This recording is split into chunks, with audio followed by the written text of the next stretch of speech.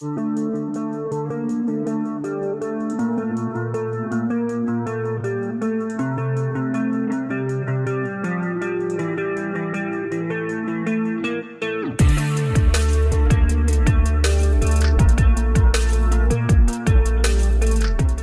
what is up guys, welcome back to another video. Today we're going to be doing a deck profile here for MagnaGarurumon. This is definitely a very fun deck. It's a hybrid deck, so you don't get those too often. There are obviously 6 colors, and with only one hybrid deck for each of those 6 colors, you don't really have too many out there. So this is fortunately one of the better ones that we actually have. I've been on this little bit of a kick where I'm sort of just going over every single hybrid deck out there. I've done one for the Ancient Sphinxmon, I've done one for Ancient Kazemon, and I've done one for Ancient Beetlemon, and they were the ones that were focused green, yellow and purple. However, those particular decks did lack in terms of what they could actually do. Whereas there are 2 particular ones, and that is blue and red, which actually have really good versions of these particular styles of play. Now I do believe that the red one is going to be the stronger of the 2, but that being said, the MagnaGarurumon is definitely not too far off from that. But before we get started, if you do like this video, drop a like, share, comment, subscribe. It really does help, even if you watch one more video. But with that being said, let's begin. So starting off with our Digi Eggs, we're going to be playing 2 copies of Puyoyomon, and we're also going to be playing 2 copies of Sunomon as well. Both of these are definitely a good variety in terms of what you're actually going with here. The Sunomon is mainly allowing you to gain 1000 DP, and the Puyoyomon is a pretty nifty effect, which again also gives you 1000, but it is based on whether or not you're able to get cards from an effect to your hand. Now moving on to level 3s, we're going to be playing all the Strabimons that we actually have. So we have 2 copies of the one from BT6 down the bottom, we have 4 copies of the one from BT7 up the top left, which is just different artworks but it's still the same card. And we also have the 4 copies from BT4 on the top right. So all of these definitely do stuff. They are all hybrids, but it's mainly allowing you to add more cards so that you could maintain that consistency with this particular deck. The one from BT6 in particular will allow you to gain memory. Now with level 4s, we're going to be playing 2 copies here of MagnaGarurumon and 2 copies of the Korikarukumon. These are both the ones that essentially allow you to evolve on top of tamer cards, which is definitely very nice here. And even being able to do so at the minimized cost. But that being said, they also have really good effects, MagnaGarurumon having jamming, and the Korikakumon also preventing one of your opponent's Digimons to not be able to attack or block. For the remaining 2 level 4s, we're going to be playing the 2 MagnaGarurumon specifically from BT4, and we're also going to be playing the Kumamon as well from BT7. These are definitely very interesting cards as well. Of course, the Kumamon allows you to digivolve on top of your tamers, likewise with the MagnaGarurumon, but they all again have their own specific effects. So Kumamon will allow you to, when digivolving, crush 1 Digivolution card from the bottom of one of your opponent's Digimon, which is typical of a blue deck of course, which, look, it's still really good because if you can get rid of like these powerful inherited effects, definitely well worth it. As for the MagnaGarurumon, you're able to, when attacking, return one of your opponent's level 3 Digimons to its hand and trash everything below it. So that again will sort of try to somewhat mitigate level 3 rush, and so having 2 copies of these will definitely help out. Now for level 5s, we're only going to be playing 2 different types of Digimon. Well, they're still all Beowulfmon, but that being said, it's the one from BT4 and the one from BT7.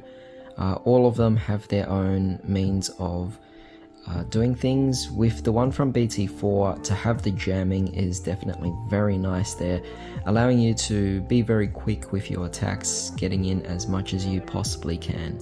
And of course, during your opponent's turn, while this Digimon's Digivolution cards actually include something with hybrid in its form, then it can't be attacked as well, so it could really just stay out on the board for a long period of time.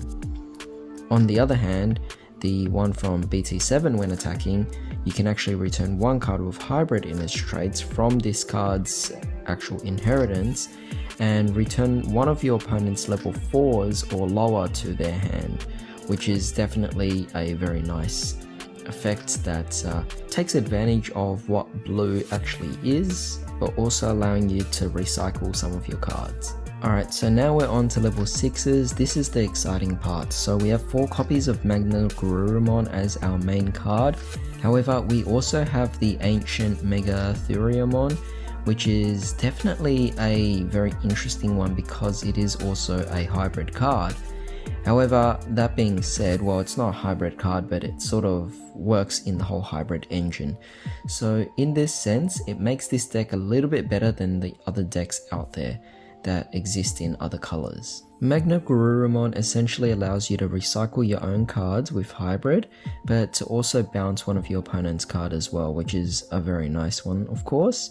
However, once per turn, when an effect actually adds a card to your hand, you may also unsuspend one of your Digimon, giving you additional attack, which is definitely very nice. That is only once per turn, but that's enough for you to get an extra attack. I'm not complaining there. It works in conjunction with its first effect anyway.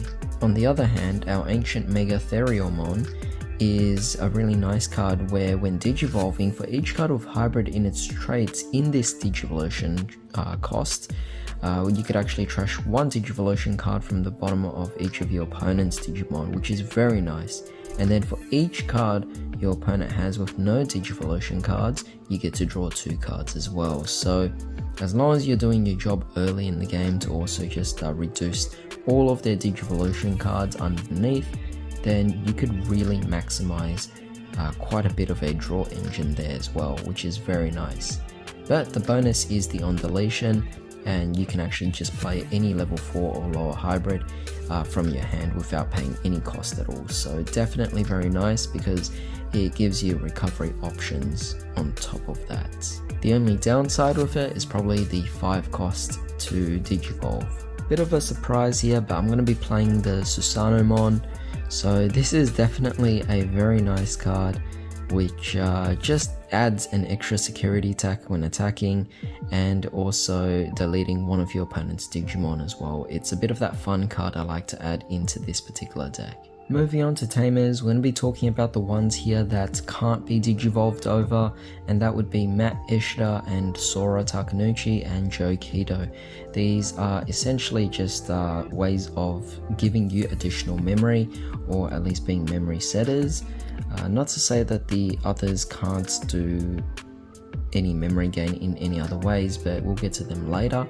In these particular ones, they're just really nice cards to really maximize the synergy of this deck. And of course, the main 2 that I'm playing here is the Tomihime and Koji Minamoto. These are the 2 that are really nice.